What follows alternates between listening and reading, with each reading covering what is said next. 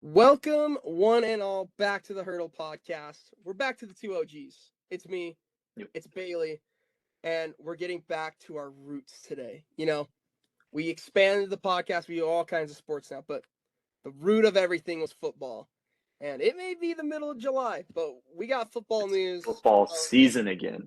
It's getting to that time. Training camp, I believe, starts in a week, or it already Mhm. has started. I believe it's in a week, yeah. Yeah, so we're getting to that time of the year. Again, tons of football content's gonna be coming out. We've got some stuff cooking up that we're gonna get put out before at least the season starts. But I think the big bit of news we want to talk about is this whole deal with the running back market. So pretty much, to those who don't know, the end date to extend your franchise tagged players was this last Monday at 4 p.m. Mountain Standard Time, 3 p.m. Pacific Coast Time, Pacific Standard. Um, and no one really got extended. I don't recall anyone getting an extension, and everyone in the NFL world and every running back had a really big opinion about it. So we kind of just want to talk about ours. I guess Bailey, what do you think overall? Why do you think running backs aren't getting paid as much, or like not teams aren't willing to fork over 14 plus Mhm. $1 million for a running back these days? Okay. So um I think there's two things that really go into this. One, of course, is like the injury problems, right? Um and it sucks the most because for the running backs especially because not only are the running backs getting the most touches in an offense on a week to week basis if you're a star running back, but now you're also getting paid the least, you're taking the most hits. But in taking the most hits, now your workload is becoming a severe disadvantage to you, even though you're like the heart and soul of an offense. You look at Nick Chubb, Derrick Henry, McCaffrey over the past years, especially McCaffrey. Like when he went 1,000, tore his ACL the year after.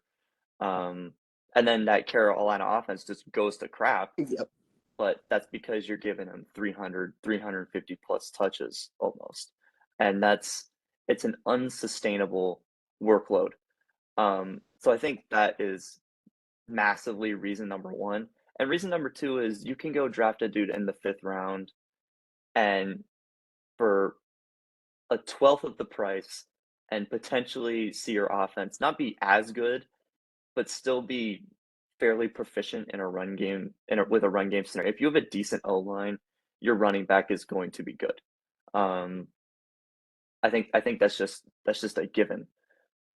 Now, granted, if you have a star running back to penetrate those holes a little bit better up front with your front line there, you're gonna see better results. You're gonna see better moves in the open field. For me, I like my star running backs with the ability to catch the ball out of the backfield. That's something that personally, if I was building an NFL offense as a GM, that would be something I heavily target, which is why you saw the Niners trade 4 draft picks for Christian McCaffrey this year or last year. Um, I think those are the two main reasons, and I'm interested to hear your opinion. I think those are the clear two, but I'm interested to hear what you have to think about like teams restricting running backs' pay for their high usage. Well, yeah, I think it's very interesting. I think the two things I have gone back to, I think you slightly touched on it. It's copy and paste every year. You can draft a running back in the first round. If let's say first round, there was two examples of that this year with Bijan and Jameer Gibbs. Yep. And we clowned the Detroit pick because we're like, oh, they have running backs. But now looking at it this perspective wise, I think it's a good pick, high, but a good pick. Um, Mhm. because you get that 5 year option. You get 5 years out of a running back. If he's a dog and is one of the best running backs in the league, then you can extend him. But if not, you cut him, you lose nothing, and you do it all over again. And that's what a lot of these teams are kind of doing. And that's why I feel like some of these younger running backs that we like watching, like a Kenneth Walker up in Seattle or a Bijan in Atlanta, I think in the next 5 years, they're just going to be bouncing around just because I don't think the league is obviously going more pass heavy. It's not a running league anymore. I think the only two teams I would consider to be smash mouth football right now are the Browns and the Titans, just because they have the two most physical running backs in the league right now. Everyone else has a shifty guy or a receiving threat or a combination of both. It's Mm. one of those three options. And you look at those two teams in particular, they didn't make the playoffs this year. Granted, that's other things, but the Browns were not particularly good. The Titans were a game away, and the Jaguars stopped Derrick Henry from going off and got Jacksonville a playoff spot. Mhm. So with those two power backs or guys that you look at and they're the face of an offense, you don't win games that way anymore. And I sent Bailey two things. I want to bring them up. Yeah. Of the Hold up. last oh Hold one sec. Before you get into that real quick, um, I want to touch on what you said about the fifth year option. I totally understand what you're saying from a team perspective. From a team perspective, this running back market right now is gorgeous. It is beautiful. This is yeah, exactly how you want it. You want running backs 5 years. You want them on low pay. You want them to get 250 touches plus, be proficient with those touches, and have them not get injured. But if they do all those things in those first 5 years, you're gonna have to pay them. Like that's you're not gonna have to, but those players are expecting to get paid, and why shouldn't they?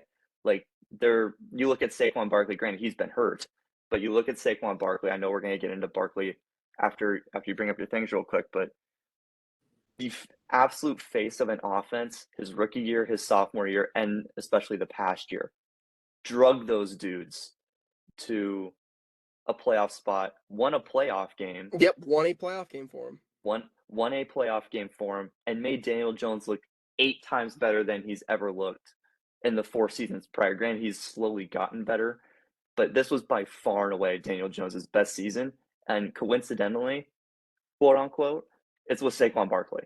So And it was the healthiest he's had him as the quarterback of the mhm, Giants. exactly. And the last time they were together was Daniel Jones's rookie year, and that was the last time Barkley was fully healthy. Um, so there's no upside in being a running back right now. And yeah, so yeah, go into your stats. Yeah, no. So the last 8 teams to win a Super Bowl, the highest paid running back out of any of those 8 teams was Leonard Fournette with a cap hit of $2 million, Just the vet men. which is the vet Whatever. minimum. Like you could go down the list. Like look at Isaiah Pacheco this year for the Chiefs. He was a dog in the Super Bowl, and he was what, a 7th round pick. Like he was not Six, I think. wasn't a high pick, and he produced well because of what that offense is. And he's a Hmm. receiving back, and he can go in between the tackles and make cuts. He's not the biggest guy, but he'll run you over. Like Pacheco's a Hmm. dog, and it's tough for you to go in. It's like if you had a regular job and you wanted a raise because you felt like you were the best person on that crew or staff, and they go, "Well, we could just hire someone else for half the price," like, Hmm. or in this case, a seventh of the price. And it's like, Hmm. why wouldn't a company or a franchise in that instinct, like, why wouldn't they do that? It just seems Hmm. so weird to me. And then the other one I wanted to bring up, just to be funny, I know teams carry like 4 running backs, but the average salary of an NFL running back is $1.81 million. The average salary for the one kicker on the team, 2.26 million. And I think it's funny because we look at kickers and obviously like they have a tough job. I didn't want to bring Yeah. up kickers that much, but like they kick it 5 times a game and they're not getting hit. There's so many rules to make it so they don't get hit. And Hmm. they're getting paid almost $1 million more. And Yep. it's crazy to think about.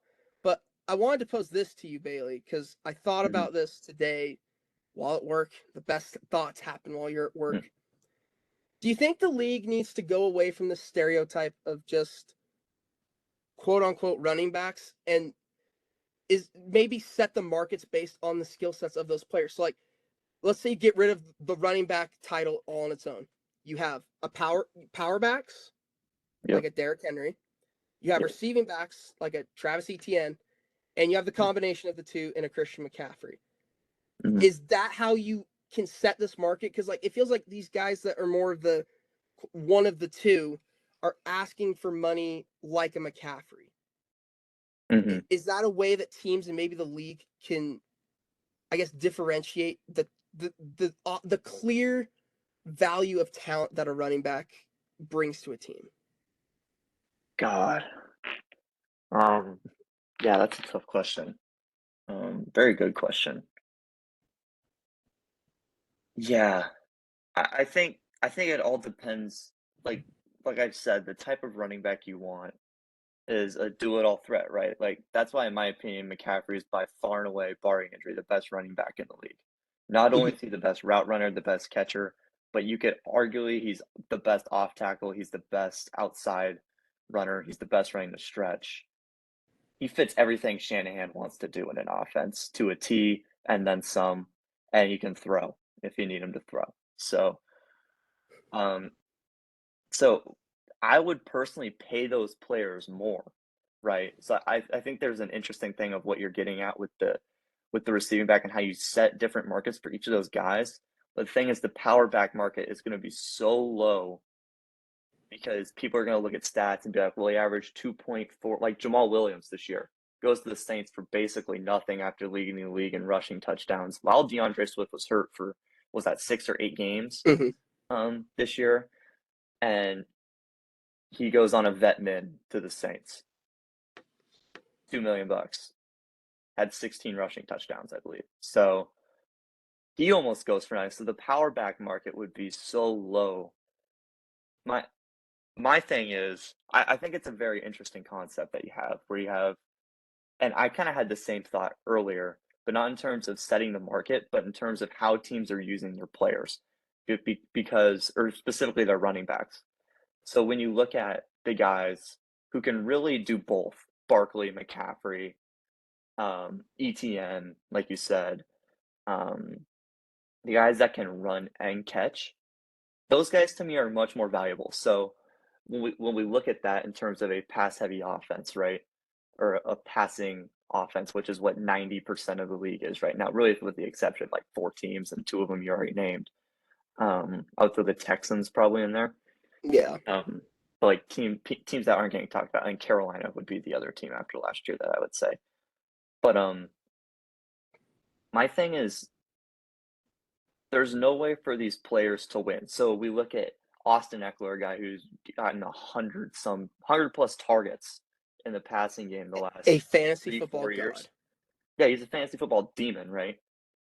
I think you set a running back market, right, where it's like you pay him as a runner, but then you also give him the added bonus of if you get this many Incentives. targets in a incentives, if you get this many targets in a season, then you get the added bonus of a salary like a slot receiver, right? So then, because look at Austin Eckler, he's gotten more targets the past 3 years than Mike Williams has, and Mike Williams is their number 2 receiver. Yep. So why isn't Austin Eckler getting, what, mathematically double the price of Mike Williams, right? So you set the running back so that elevates the level of the skill players that can do both. You pay them more because you kind of have to, and they're more valuable to an offense, especially a modern day offense. The power guys get downgraded, which hurts guys like Henry Chubb Jacobs. Um, but their market can be more in the 10 range. And then you have, the McCaffreys of the world at the 15, 17 million range, and ETN's probably up near the 12. Yeah, you say, hey, you're running back, you're $8 million, Eckler, as a running back. That's what we value at. But as a receiver, we value at this. So if you hit this many targets and this many catches, not only does it not, I don't think incentives hit your cap during the season. They don't have They effect do it right on at your the end of the cap year. hit during the season. They do it at the end of the year and it recycles into the year after, I'm pretty sure. So not only do they not affect your cap hit during the year so you can build a better team, which is what these teams are trying to do, like we're talking about with Barkley and Jacobs, why they aren't getting paid right now and why Dalvin's struggling to find a contract and why Tony Pollard didn't get extended. You can do better with those guys because they're more important to an offense, and you can still find, I think, for the top end power backs, I think 10 to 12 is a fair range because they can't do the other thing that the other guys can. Now, maybe they're better at the one, but that's why they're getting paid the $3 million over the $8 million in the example that I used for Eckler, right? So I think we're kind of taking both of our statements here and kind of meshing it into one, to where yes, receiving back should, I think, or the all-around back / receiving back should be able to set the market a little bit better, but it shouldn't set the market to the point where power backs are completely useless and run out of the game, like a Jamal Williams, like a Derrick Henry, like a Nick Chubb, because those guys are absolutely valuable. Chubb and Henry have been a top 5 running back for the past 5 years. So they deserve to get paid. Jacobs hasn't had a season under 1,000 yards rushing yet. Granted, he hasn't caught a receiving touchdown yet. He hasn't been under 1,000 yards rushing for the past 6 years. So, or when was he drafted? 2018, so 5 years. 2018, yeah. So yeah, I think both those opinions are absolutely valid, but I do think the NFL has to do something to the point where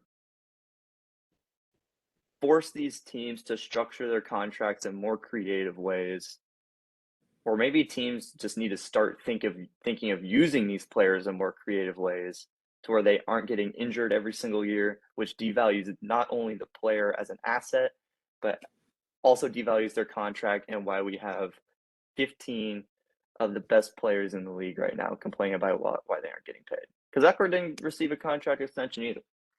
Yeah, and like he's one of the ones that's like accepting, like, hey, I'm gonna play under the tag this year. We really haven't heard that from Jacobs and or Barkley. It kind of sounds like Jacobs isn't gonna report to camp unless he has a contract. Sounds like Barkley might not play week 1. Exactly, and I feel like it's the same deal with Saquon. So yeah, it's really interesting. But yeah, let's dive into those guys. So there's reports out that the Giants offered Saquon, I believe, around 12, I want to say, and it sounded like Saquon wanted more like a 14 or 13. So only $1 million or $2 off, which I don't think, in the grand scheme of things, with how much cap space the Giants have, is that big of a deal.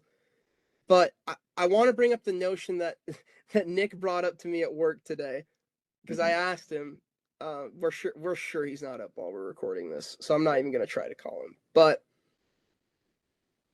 he was fine with it because the Giants didn't bend, and they weren't going to be the ones that set the market. They didn't want to be the ones that either overpaid, or if they did underpay, then I don't know what that would even look like. But they didn't want to overpay, which is fair. I agree with that, but I feel like when there's a guy like Saquon, that's so much of your offense. And Nick also made the point. He's like, Saquon, I think he made the comment like Saquon the last like 6 to 8 weeks was held under like 100 yards every game, and that's I a don't fair care though. argument. Exactly, I don't care about that. I don't care, because it's the threat of having Saquon there that makes the rest of the offense open. And that's why you saw Daniel Jones play so much better in the second half of the season and earn his contract. Yep. So I guess Continue. Yeah, no, I guess. Do you feel like they should have just paid him the extra $2 million? If it could have gotten this all done and over with. Yeah, I'm still gonna ride the incentive part. I would just say, yeah, you can have the 12, but if you catch 70 balls this year, then yeah, you can have the extra 2 million. And we can do that incentive every single year with an injury incentive and make your base salary 10, but we can get it up to 15 and a half with these 2 incentives, or make your base like some form of that kind of deal, to where not only is it good at the top end for the player, but it's good at the bottom end for the team, right? Like I don't like like the stat you said with the last 6 to 8 weeks, 100 yards rushing, do not care a single bit, because the having the nameplate of Barkley in your backfield makes the other team put 7 in the box. That's what makes the team press up safeties. That allows for the play action. That allows for the deep stuff. That's going to allow for Darren Waller to be good this year. That's good. That's what allowed Isaiah Hodgins to thrive last year. That's why Daniel Jones was so good off the play action and off the read option last year, was because 26 was in the backfield. You're not going to do any of that when Wayne Gallman is back on this roster by week 3, getting 2.6 yards of carry. That's not going to happen. Then they're just going to play Daniel Jones the whole time. That Giants offense is going to be horrible. So I'm yeah. I understand the Giants wanting to be very stern about the pay grade for running backs because that's what every team is doing right now. It's gonna take one situation where one team lowballs a running back, that running back goes and plays for another team and absolutely dominates for that team. And teams are gonna it's gonna players are gonna have to start making teams bite the bullet on these deals, is what's gonna have to happen because say Barkley or say Dalvin goes to Miami on like 4 million for 4 million and has a 1,500 yard all purpose season, people are gonna start paying up. That's just as what it's what's gonna happen because he hasn't been entirely hurt for the past few years. He's still been honestly very, very, very good. But now Jefferson's kind of the mainstay of that Minnesota offense, which is why Dalvin kind of had to get pushed aside for this insane Jefferson contract that's about to happen because he's about to get paid more than most quarterbacks in the league. I can guarantee you that now. We're probably going to see 30 million a year Yep. minimum. That's what Tyreek got was 4 for 120. I would not be stunned to see 6 for 200 literally. So, It makes so much sense. so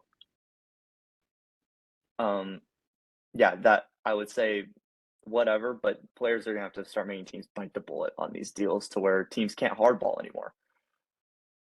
Yeah, exactly. I feel like, do you feel like it's the same with Josh Jacobs? Like, I feel like Josh Jacobs, you could say, is even a bigger part of his offense down there in Vegas.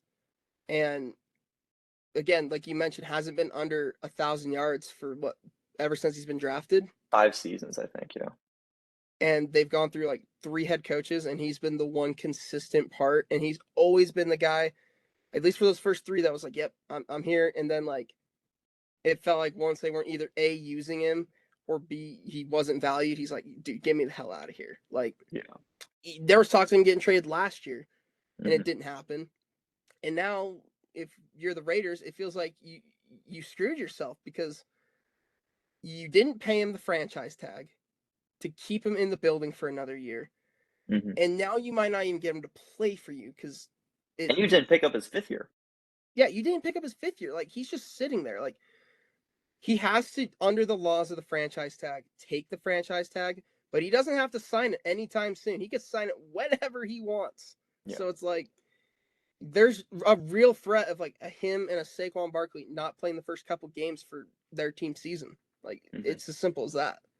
I think Jacobs almost makes less sense from a team perspective when we talk about the Raiders. Like you said, didn't pick up the 5th year. He can sign the franchise tagger whenever the hell he wants. He could sign it week 8, the latest date possible, still get paid for the year as a top 10 running back, and just walk to another team the next year. The Raiders get absolutely nothing. They only get half of a season of Jacobs, which would make absolutely no sense because you hired Josh McDaniels. And Josh McDaniels is a run design offense. I don't care what you say about Patriots offense. those teams in New England. Those were run first offenses. Brady audibled, I would guess, probably 40% of the time to whatever the hell he wanted. That was Tom Brady's offense. I guarantee you the first play call on most of those were run plays. Look what happened when Cam got there. Everything was QB run. Um, like the one game against Seattle stands out. So I think McDaniels almost makes less sense in the fact that they have so much cap space to work with. They got rid of Carr's contract. They have They don't have to they pay just Waller. yeah they got rid of Waller. They just freed up 50 million in cap to go out and sign their first or second best offensive player. And they used it And on now Jimmy they Garoppolo. and now you use it on Jimmy for 4 for 60 with a bunch and now his shoulder might be like all the way effed up. So he might be out to some degree, or his throwing shoulder might have problems during the year. He might suck. And then what? You're gonna go 4-13 and then screw up another first round pick? Like what's the benefit of not signing Jacobs? Jacobs should have almost all the leverage in this scenario, and yet it seems like he has none Yeah. for at least getting a long-term deal. Because why wouldn't the Raiders, after going 4-13, just take a running back next year with the top 8 pick? And maybe give him the 5th-year option. Well, yeah, and it's just crazy because like you're saying, if the pass game's not there for the Raiders, they can't fall back on the run like they have the past couple years. They can't fall back on it if, frankly, a guy like Josh Jacobs isn't back there because that offensive line sucks. Yeah. That Raiders line is terrible. Yeah. So you can't just put an average running back there. You can't go pick up a guy that's an undrafted free agent or whatever. Mm-hmm. It has to be someone at least decent, and that's what Josh Jacobs easily is. Mm-hmm. And it feels like if he's not the Raiders running back, they're just punting another year down the road. And I have a feeling it gets worse from there because Davante Adams is at the end of his getting want to older. get traded. He'll want to get traded and be on a winning team. Why wouldn't you? Or like I can't think of anyone else on that team, but like Chandler Jones is old, like, but he really doesn't have value. He's done. But Crosby will want to get traded. Yep, Crosby, like it. There's a domino effect to this if they are not at least decent or contending, I should say, for the They're division. gonna have to full rebuild. Yeah, and it's Full rebuild. It's not what Vegas, I feel like, was anticipating when they left Oakland to go to Vegas. I feel like they thought they had a really solid team. They bring in Davante Adams, Darren Waller goes off, Josh Jacobs is in the backfield, and the defense is young and coming along with veteran pass rushers. Like that team should go 10-7 every year, but they screw it up every time. It's the Raiders way. But like it is. Jamarcus Russell, like, come on, like Alex Leatherwood, Jonathan Abram, Ruggs. Like it's Even though Ruggs is a fine football player, can't control like Clelin Ferrell. Jesus. They've had terrible drafting. And it sucks because like all those are like with Mayock, and Mayock's like, well, I really like this guy. You should see this guy, and that's who they pick. Mm-hmm. A guy we can get or the 24. Gruden picks. Yeah, the Gruden picks too were pretty rough. For sure. But you touched on it. I want to get your opinion on it. And I'll kind of bounce off it. So I was at least gonna make an Instagram reel about how Dalvin Cook got cut and like both sides of it. But I expected him to be on a team by now. And we're what? He's been cut for a month and a half? Yeah. He's still not on a team. So I guess you have the floor, Bailey. Talk to me about your former running back. Okay, so this is one of the scenarios where I think letting Cook go, I don't know if it's going to be beneficial. It's going to be beneficial to the cap problem. I don't know if it's going to how beneficial it's going to be this year with, Kirk going into, I think, his age 35 season. We have Jefferson clearly entering his prime, if not already in his prime. But I think the key thing here is Alexander Mattison is a very high quality backup playing for 3 times less the price. And when he plays, when Cook doesn't, he's very good. So yeah, that was kind of the whole point in Dalvin leaving. Dalvin wasn't going to stay for $6 million a year. He wasn't staying for that 2-year, $12 million contract. And Dalvin statistically deserves to probably get paid up towards 10 to 12. I don't know if he's in that Barkley range because he's just not as valuable to an offense as a Saquon is or as a Jacobs is. Yeah, if I'm Dalvin right now, I'm looking at Miami and I'm looking really hard.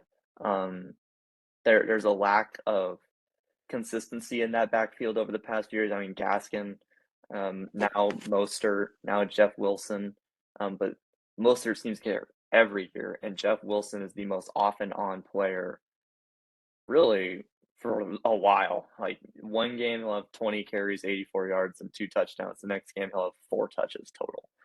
And you're like, what the hell happened between week 8 and week 9? Nothing. But their game plan just totally switched. They need a consistent presence in that backfield.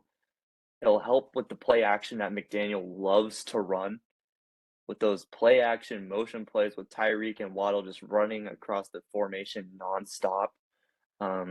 Just getting speed in motion before the speed even comes into the play is something McDaniel loves to do. And now you're going to add more speed with Dalvin, who's had multiple 1,500-yard seasons, multiple 10-touchdown seasons, who's been a top 7 running back over the past half decade. and that offense is now insane. Dalvin's going to want some money here, but if Dalvin has a prove-it season on a contending team, then he has the option to maybe go out and get a long-term contract in the following year. So that's what I would look at if I'm Dalvin. Yeah, for sure. I mean, I think you hit it right on the head. It's one of those things where I feel like he has to play for a contender, and I feel like he has to take the pay cut if it's with a contender. Yeah. It's that $4 million, $6 million range with incentives probably for $6 million from a team like a Buffalo or a Miami. I think those are the two that make the most sense. Is brothers in Buffalo, and they need a number one running back, and Miami makes most sense because they are like San Francisco until they got McCaffrey. It's running back by committee.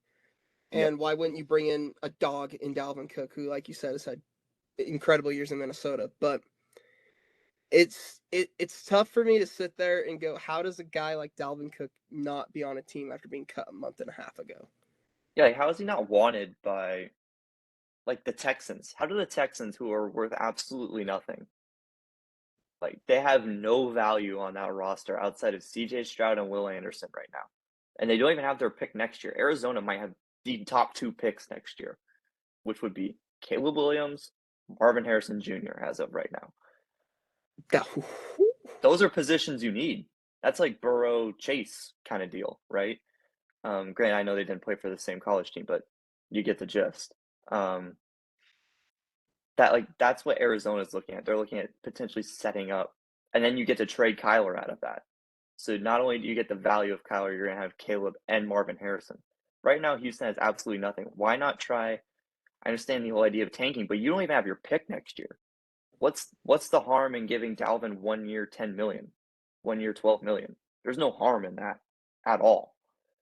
So if Dalvin's looking for the money side of things, why aren't teams like Houston, like Carolina, helping out their young quarterbacks and going out and get a freaking superstar running back? I think my only caveat to the Houston one is Dameon Pierce, who they're trying to develop. But again, like I don't feel like they're contending. So it's like, yes, you Yeah, can but give they can Dalvin give Cook the more money money. though. Yeah, you can give the money though. You can give the money and like what to screw over Arizona's draft pick.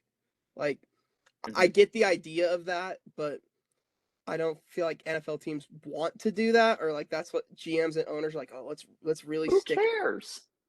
But that's what I'm saying. Like Freaking stick it to they're them. not looking at it like that. They're looking at every team goes in every season and thinks they can win the Super Bowl, or at least feels like they can contend. Every team does. So I guess I agree that why not go pay Dalvin Cook, but at the same time, they have such a young team right now that they can just develop, and they don't have their draft pick. Who gives a shit? They don't have it. Like it Mm-hmm. doesn't matter. Like again, you're only screwing over Arizona if you are good. I think my point then is, since you don't have the draft pick, try and win as many games as possible. Yeah, that's fair. Right? So the fact that there's a top 7 running back on the board that I could pay only 1 year to, but give him a hefty amount of money that he would be looking for and pull him away from other contending teams that may want him, but only have the ability to give him 6 to 8 million, and I can give him 12. Why would I not explore that option? Especially when I have a young quarterback with no receiving threats, especially in Houston. There isn't a single receiving threat on that roster. Yeah, Nico Collins is your wide receiver 1. So they're and struggling Tank heavily. Dell. Yeah, they're struggling heavily in the playmaker department. Dalvin could come in there and rejuvenate that offense in a heartbeat. And you only have to do it for 1 year, and you're paying a decent amount of money, but it's for the 1 year where you don't have your pick. Who cares? Yeah, exactly. We're gonna bring up one more running back. I think. Is there anything else you want to add on Dalvin? I think that's good. Okay. We got one more running back to bring up, and then I have another under the radar move that I want to talk to Bailey about. Ooh, maybe I this would is just it. say not the Jets. Please, Dalvin, do not go to the Jets. They already have Brees Hall and Michael Carter. It would be so freaking stupid to go to the Jets. Please do not go to the Jets. See, but they That's could all I poach got. him away from Buffalo and Miami. That's literally the only what upside is there for Dalvin to go to the Jets? Touche. Yep. Play with Rodgers. That's about it. That's what everyone That's wants to do. literally it. Yeah, that's literally it. So we talked about Bailey's former running back. Let's talk about my current one. Tony Pollard, because he's the third name that kind of got thrown around in this franchise tag not being extended kind of deal. Yep. I think for me, it simply comes down to he is in a prove it year. That is, I think, the Mhm. only reason Dallas didn't pay him, because they've paid running backs in the past, and it's come back to bite him in the ass multiple times. However, this is a prove it year for Tony Pollard.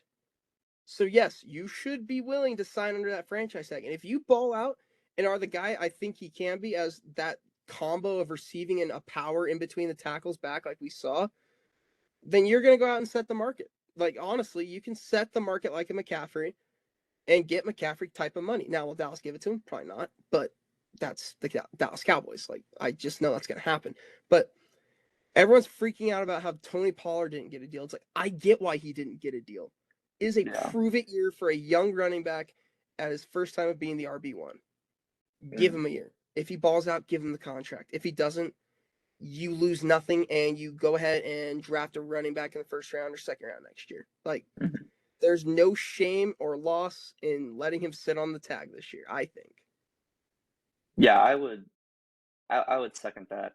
Um, this kind of reminds me of the Kamara situation when he had Mark Ingram, and then it's like, hey, we're looking to extend Kamara, which him and McCaffrey are the only ones that have contracts. Him, McCaffrey, and Chubb, I think, are the only ones that have contracts above 10 million a year. At the running back position And right now and McCaffrey and Kamara are the only two extended through 2025. through 2025. That's the stat I saw. Yep. Um, so you have that, and maybe Henry's above 10. I would He's figure Derrick close. Henry's above 10. He's the offense. Yeah. So, um, but this reminds me of the Kamara Ingram situation that you had with Pollard and Zeke. It's like Pollard is clearly the better player, as Kamara was in New Orleans, clearly the better player than Mark Ingram, right? Pollard and Zeke in this scenario. I think one hesitation from Dallas to be, hey, we're going to ink you to a 4-year deal right off the rip is the broken ankle issue that he's coming off of the San Francisco game last year. I think is Pollard going to miss games? I don't think he's going to miss any No, he'll be games. back. Um, Injury wise, he might miss one or two in a contract dispute or something like that. But I think for Dallas, this is the first time you're seeing Pollard as the RB1, period. Zeke wasn't. Zeke was actually fairly healthy the past few years. He was just terrible. So you saw more Pollard action in Yeah. those games. Pollard is, I think, undoubtedly the best big play playmaker in the league right now. He makes consistent long distance touchdowns. He can make plays as a kick slash punt returner, which you won't want him doing as an RB1. That's do you still have Turpin? I would figure that was going to be his role in the next year, in the next coming years. But he consistently makes electric plays when they're needed. He's a winning football player, I think is the best way to describe it. He's the jolt that the Cowboys offense needs in almost every game that they play. He was the engine in that 40-3 ass whooping that you guys gave Minnesota. So, I wasn't gonna bring it um, up. I wasn't gonna no, bring it up. I'm very welcome to bring it up because But he you was brought by up far San and away the Francisco. he was by far and away the best player in that game, right? I think he's been your best offensive player maybe outside of Lamb the past 2 years. I So think that's valid. so when you look at Pollard, he's on a prove year in the terms of can he handle 250 touches in a season? I think if he can do that with no injury, there's no reason Jerry shouldn't be willing to give 4 years, 40 million. And it Yeah. seems like they're very willing to, and they're very open to the idea, unlike these other teams, which I don't know if is a mistake or a benefit. We'll see what the value lies come running back market next offseason, which I would predict would be around the exact same, if not almost worse. So Yeah, we're trending I don't down. feel like it's gonna change at all. Like Yeah.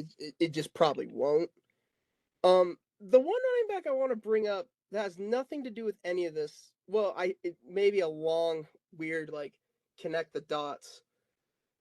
Joe Mixon restructured his contract for 9 million. Mm. Like took 9 million off the cap to keep the Bengals crew together. I'm really wondering if that's the domino that started this. Like he signed that big contract, right? And then he realized like the value he has on that offense next to Burrow and Chase, and was like, "Hey, And I'll, Higgins. and Higgins, I'll take the pay cut. Like Yeah. I know I shouldn't be making this much." And like in a weird roundabout way, like for me, like maybe that's why this whole running backs not getting paid is like still a thing. I don't know. It's weird, But like I was just thinking about it. Like he took a $9 million pay cut to keep that team together when he got what it was a $15 million contract, I think. So now he's getting paid 6 this next year. So it's like for one of the better running backs on a better team, it's interesting to me. I think there's a connection. I don't know what it is. I think I see what you're getting at. Like, I think the difference between Mixon and these other guys that we've been talking about is there are bona fide superstars on that team, and they're contending for a Super Bowl every year, and the Burrow contract is coming. Yeah. I think Mixon actually has the wherewithal to see that 10 years, $500 million is 1 year down the road. After this year, we're going to get the 5th-year option on Burrow, I believe. Or was that this year? It's either this year or next year was the 5th-year option on Burrow. But you always And hear then talking about the contract. a massive contract extension is going to kick in. I mean massive, I mean absolutely gigantic. Mahomes. It's Mahomes numbers. So I think I just thought of this while you're talking about like pushing money down the road. Maybe do like the Bobby Bonilla deal with running backs. Pay them in tax write-offs or whatever it is. I think they're tax write-offs every year. The Mets are paying Bobby Bonilla $1.16 million until like the end of time. I think it's 2035. So, but they've been doing that since 1998 or something like that. So why not just be like, hey, yeah, we'll give you $3 million a year for 20 years. That covers you 10 years past retirement. We only got to pay you $30 million while you're here, but we're paying you $30 million while you're off. But then you don't hurt how we're constructing our teams currently, right? Yeah. So that's another way to look at it. Maybe if 'cause I think those are really smart deals, especially for running backs. It's like I'm hurt, doesn't matter. I'm getting my $3.5 million, and then you And it's also all get it guaranteed. after retirement. It's all guaranteed, and then you also get it after retirement.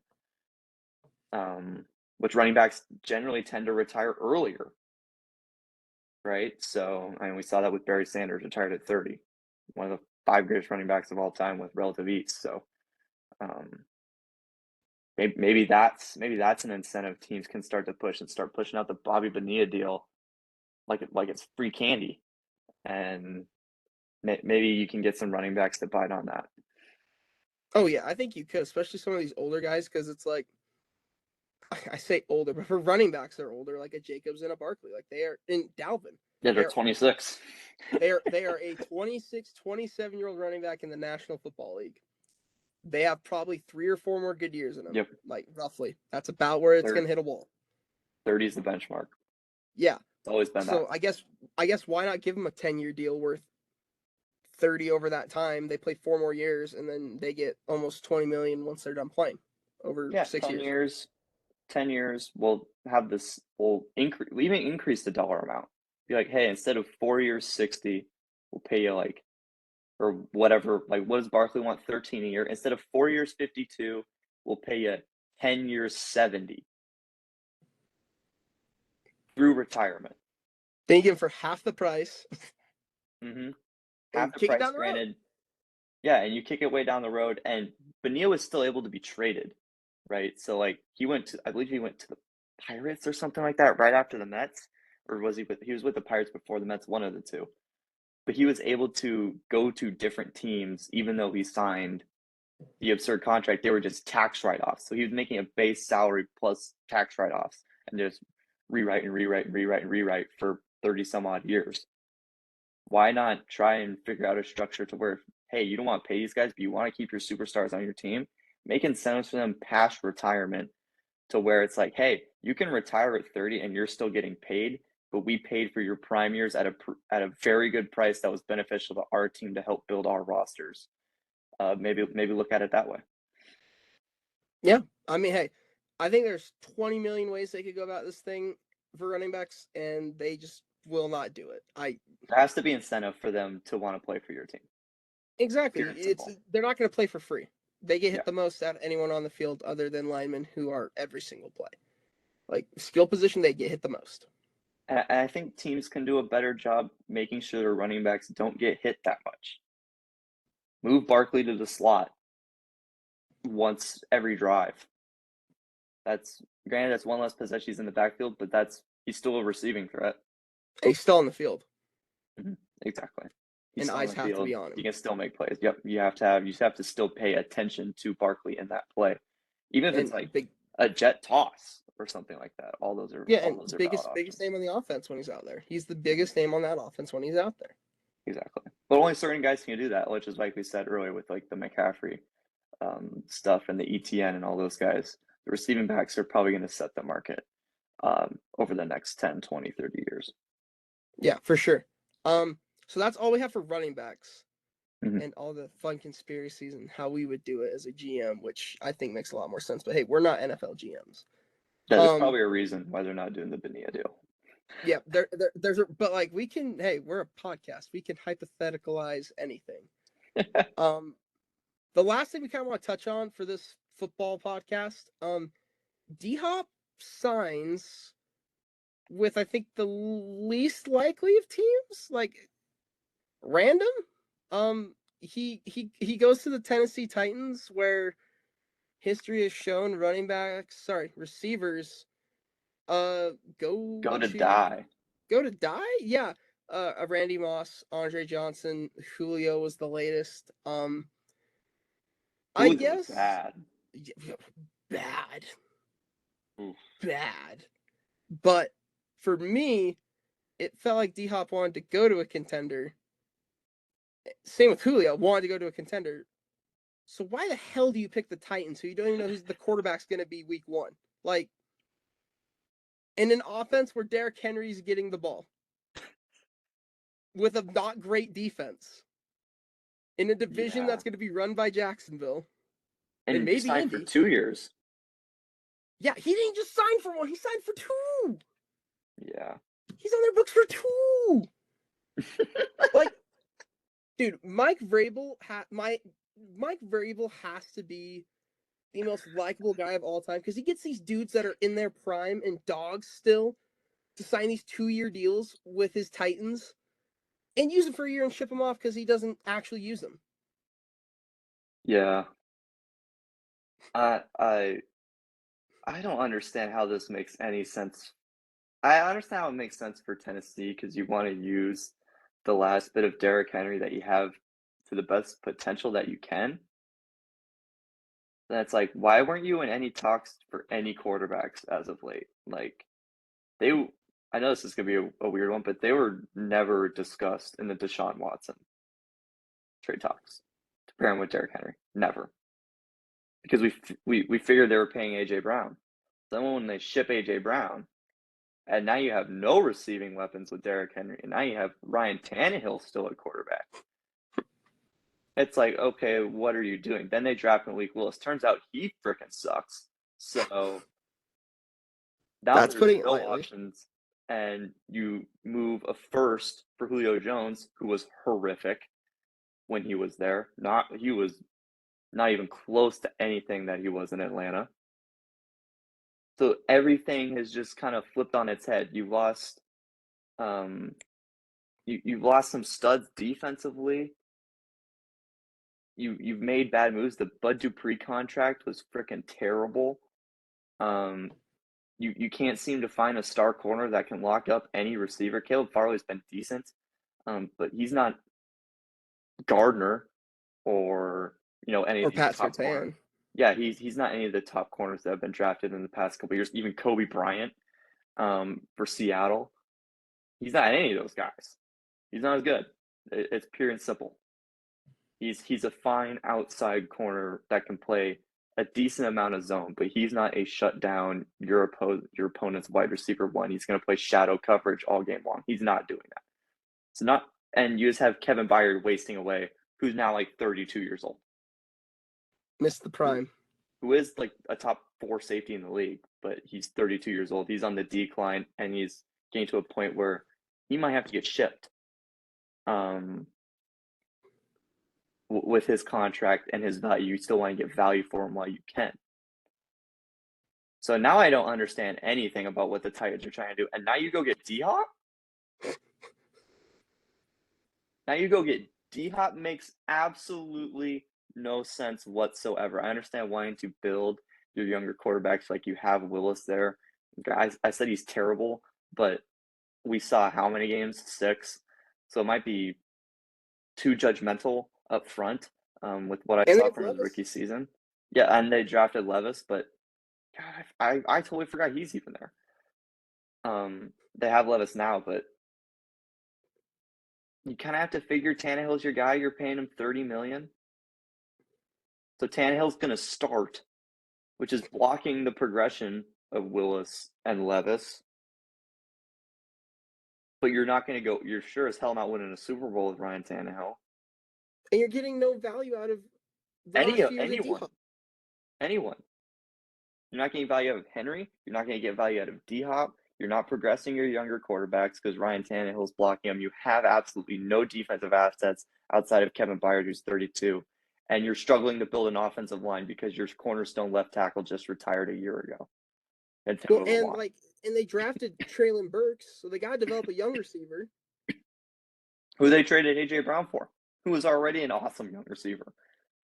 So, like, I guess why not, if you're going to pay D-Hop this much, why the hell didn't they just pay A.J. Brown? Yeah. It makes the A.J. Brown trade look so much worse in retrospect because they tried to fill the A.J. Brown hole with aging superstars at that position. And Julio sure as hell didn't work. And now they're just like, let's just throw another dart at the board and see if D-Hop works. I think D-Hop at his current state now is better than what Julio was in his last year in Atlanta. I think D-Hop is still probably a top 10 receiver, but he's not going to be seeing top 10 targets.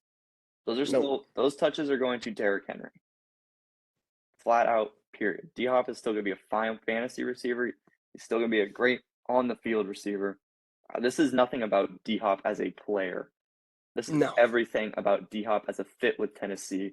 And why didn't he go to New England to play under Belichick and at least have a chance? Why didn't he go to San Francisco? Why didn't he go to Kansas City? Why didn't he go to any of the teams that are actually contending with superstar quarterbacks that need help? He's 35 in Kansas City. He's going to retire in 2 years. Or 34. He's probably going to retire in max 2 to 3 years. Then who does Kansas City have? Kadarius Toney? He's not a wide receiver one. No. So it makes no sense for Tennessee fit-wise. It makes no sense for D-Hop fit-wise. It makes every bit of sense in terms of getting D-Hop on your roster. That's the only way it makes sense. Well, yeah, it's just like let's add a star name to, like, sell tickets. Like, let's sell some jerseys. Yeah, who doesn't want a DeAndre Hopkins Tennessee Titan jersey right next to their Julio Titans jersey, their Andre Johnson Titans jersey, and their Randy Moss Titans jersey? Who wouldn't want that? I would like to say that I'm not gonna say D-Hop is gonna play as bad as any of those guys did on Tennessee. He's gonna be much better. He's gonna be much better. But it's just a trend. Mm-hmm. I totally agree. And it's like I bet you so much money that in 2 years we will see a Tennessee Titans DeAndre Hopkins jersey on clearance on Fanatics for $25 in your size.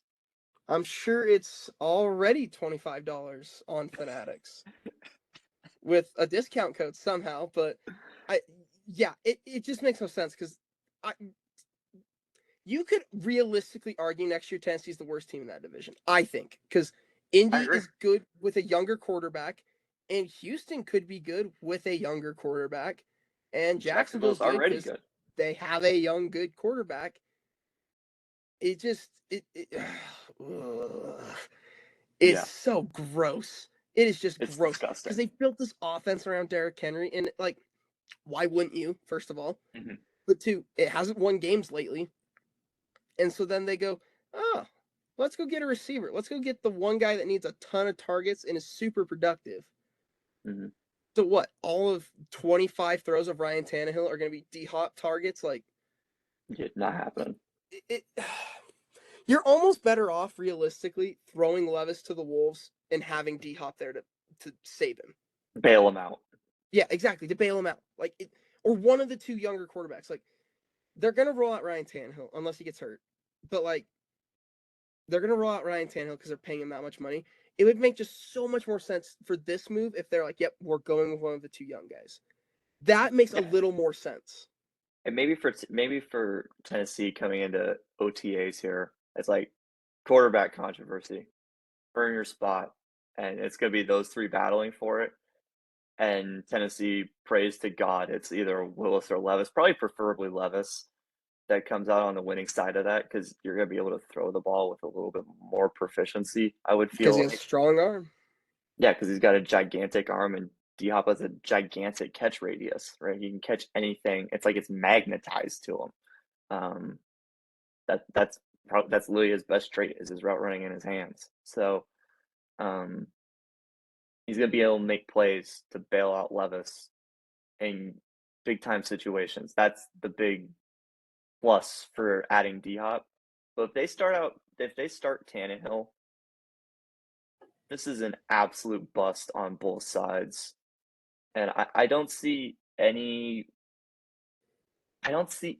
positive like outcome for D Hop or the quarterback room in Tennessee if you're starting Tannehill these next 2 years when D Hop's in town. Exactly. And for any consolation of this, I feel so bad for D Hop. Think of the quarterbacks he's had. All the ones in Houston, the 2 years with Deshaun Watson, and then Mhm, all the ones in Cleveland, Arizona, and then a good year and a half with Kyler Murray. mhm. And now he's going to be stuck with, realistically, three more in Tannehill, Levis, and Willis. I guarantee they all will throw him the ball at one point. Mhm. The number of quarterbacks this guy has played with is insane, and he still puts up numbers. So maybe we're overlooking it because he in Houston was a dog, and then they got Deshaun Watson, was even better. But Mhm. like it just seems like you could only do so much with a Matt Schaub, Ryan Mallett in Houston that you can't do with a Ryan Tannehill in Tennessee. R.I.P. Ryan Mallett. R.I.P. Ryan Indeed, Mallett. indeed. I had to bring him up. He, Yeah. I, I remember Ryan Mallett throwing dots to DeAndre Hopkins in games that meant nothing. Yeah. Yeah. So D Hop is still gonna get his. Let's not make anything misconstrued. D Hop is gonna get probably his 1,300 yards. If he barring injury, probably 1,300 yards, maybe close to double digit touchdowns and maybe close to 100 catches. Like that's what D Hop does because he's gonna be so open where Tannehill can't miss him. Um, Well, theoretically, but um, yeah, it makes no sense. You say you feel bad for Diop. I don't. He signed the deal. true. He signed the deal. He's You got to asking choose for any it. team. He's asking to not play with Patrick Mahomes and take a pay cut and try and win a ring. And he's asking to play with Ryan Tannehill. Congrats to you. So that way He's you getting can the go and bag. say, once you retire, that way you can go on Twitter and say, look at the quarterbacks I played with in my career. I'm top five. All that garbage. Not a bad strategy. It's a strategy. One quick thing, real quick. A little snippet. We were talking about the AFC South, real quick, which made me think of this. Um, how big are you on Trevor Lawrence coming into this next year?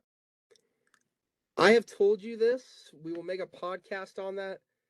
He is my dark horse for MVP. I think they have put the right weapons around him. They get a bona fide number one receiver in Holy Calvin Ridley coming Jesus. off suspension. Mhm. They have ETN. The defense is there. They keep Ingram, who was a dog with Trevor Lawrence. Last Lawrence is year. my dark horse for MVP. I And just they don't drafted see a him second tight end. yeah, So and what Peterson can run Musgrave? those sets. Musgrave, yeah, Oregon Yeah, State, I out of think. Oregon State. Yeah, I think he has all the weapons. The O line's okay. The defense is coming along. Jacksonville's gonna be dangerous, and T Law is my dark horse for MVP. I just think he's going to go off. I think it's with Christian Kirk doing what he did last year too. Yeah. So if we were projecting, would you say top five? At the end of say this time next year, would you say Trevor Lawrence is a top 5 quarterback in the league?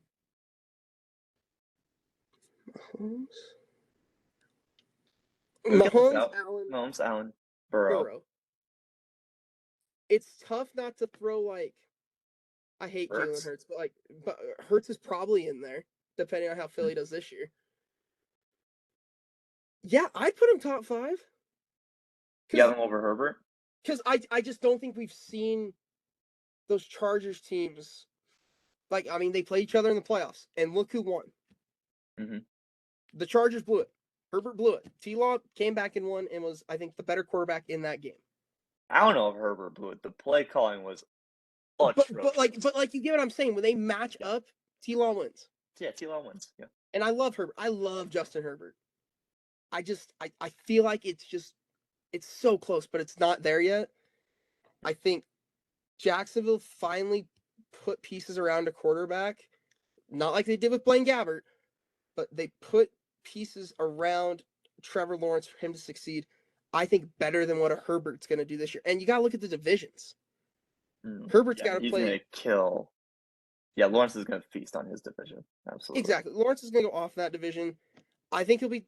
I put him right at 5. I think from today, the day we're recording this, July 19th, a year from now, I would probably have Trevor Lawrence in my top 5. I'm probably forgetting someone, but I'm so high on T-Law. But got him. I just feel like I don't want to call him old, but like he's developing chemistry with Garrett Wilson this offseason, which is going to make him suddenly throw for 5,000 yards and not suck like he did last year. Weird. I'm with you. It is July 19th. I think Trevor Lawrence will be a top 5 quarterback a year from now. It would not shock me. Now, this one will hopefully get us views. It wouldn't shock me if it's Jacksonville playing against KC to go to a Super Bowl. It wouldn't either for me. I agree. I love Cincinnati. I love Buffalo. But I think Jacksonville could beat one of those two on a good day. Kansas City could beat one of those two on a good day. We've seen it. And we've seen Jacksonville. I'm not going to pick them. I think. No. Yeah, no. I'm picking Cincinnati. Exactly. Yeah, but we've seen them contend with Kansas City in the playoffs. Had Patrick Mahomes not come back in that game, Jacksonville maybe wins, and we don't get a Kansas City Super Bowl. But, I mean, Mahomes is that dog. And if you haven't watched Quarterback on Netflix, watch it. But I haven't. There you go. Kirk Cousins is in it. Not watching it. Fair enough. You can fast forward all those parts. But I think T-Law will be top 5 a year from now. And I'm going to put money on him for MVP. I'm just going to. Interesting. Okay, I'm not as nuclear as what your take is. And that's what I've seen is Lawrence is going to be top 4, if not already is top 4, top 5 quarterback. I think I would go to as far as say I think he's going to be in the same tier of quarterback as Herbert and Allen next year. Because personally, for me, it goes Mahomes and Burrow in their own tier. I think they're by far and away the 2 best quarterbacks in the league. Not only are they mobile, their IQ, how they can read plays during and pre and post snap, I think is revolutionary to the game of football, especially Mahomes in that instant. I think Allen.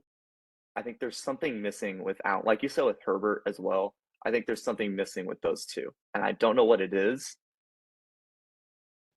Oh, I know what it is for Herbert. What is it?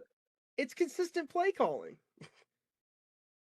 That's not his fault though, as a player. So if I'm ranking players, it's showing on the field. You know what I mean? Yeah, it's showing on the field, but it's not because of his play.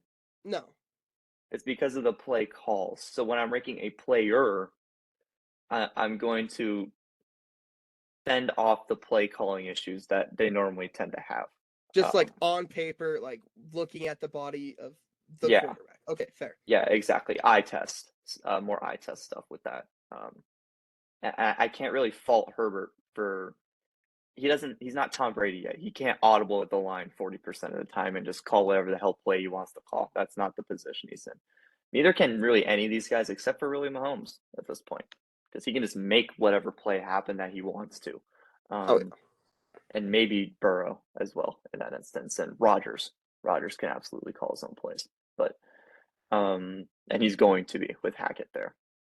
So yeah, I would go Mahomes, Burrow in their own tier, Herbert, Hurts, Allen, and that tier, and I think Lawrence will be in that tier. I think he'll be locked top 7 by the end of the year, no doubt.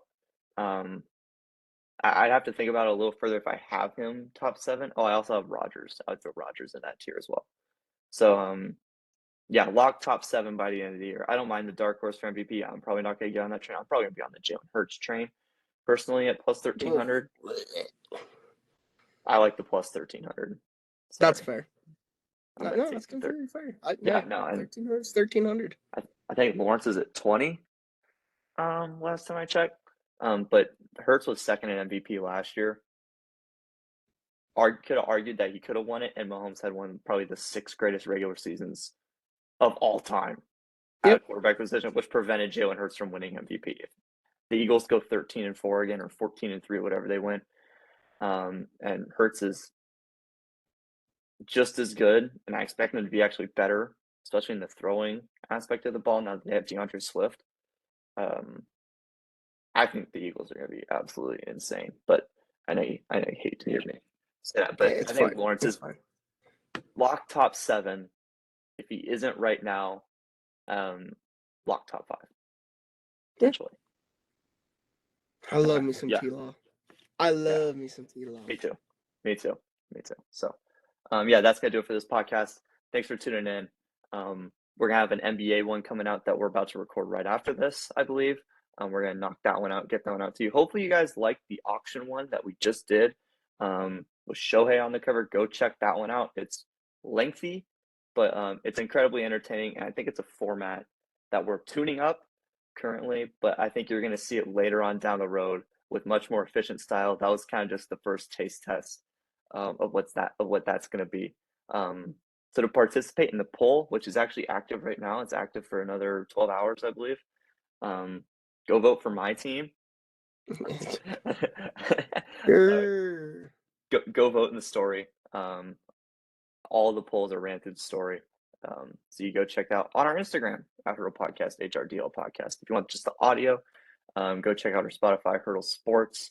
Those are all video podcasts now, and those are updated along with the YouTube videos. And check out Logan's Instagram short that he's going to be detailing on D-Hop. So that should also be coming out. So, and then we're going to have so much fantasy football stuff, normal football stuff. We're going to be getting that to 3 times a week, I think is going to be our schedule, kind of how we did it. The first time with a recap or picks going into the week, recap of the week, and then fantasy football Fridays. Maybe even some college football in there, MLB playoffs. We could potentially be uploading 4 to 5 times a week, 1 week, kind of just out of the blue. So, yeah, stay tuned. Content is going to wrap up progressively. So subscribe to the channel, hit the notification bell for all that jazz. But thanks for tuning in, y'all. Bailey, Logan, we're out. Peace.